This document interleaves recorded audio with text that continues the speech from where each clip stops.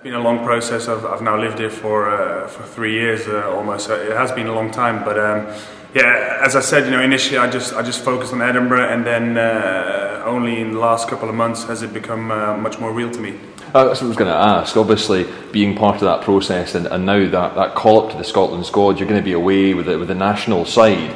Does that sort of change the way you approach things as you go away on the tour? I'm not too sure, to be honest. I think it's obviously a first for me, so I'm just sort of the newbie, as you say. So I'm just going to have to see how things pan out for me.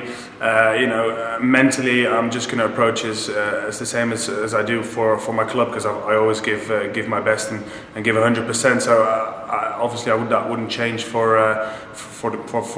Scotland. But yeah, like I said, it's just a waiting game for me at the moment. And pulling on the dark blue of Scotland, what does that mean to you?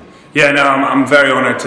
Obviously having lived here for such a long time now, I've got to know the country and the people very well, and I feel very much part of it. And like I said, I feel really at home here, and the people have been great, and I would love to represent Scotland.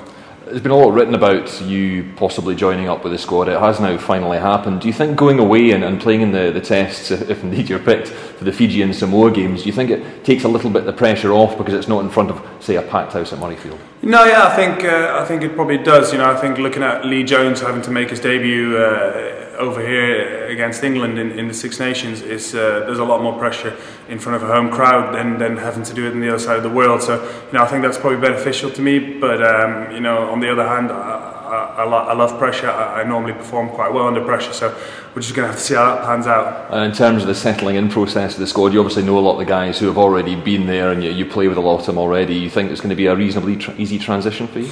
I'd hope so, yeah. It depends how hard of a time they give me, I think. As you said, obviously there's a lot of Edinburgh boys in there, and I know most of the Scotland boys, most of the Scotland boys quite well from Glasgow, playing against them and seeing them around Murrayfield. So yeah, I get on with them very well, and hopefully they don't give me too hard of a time.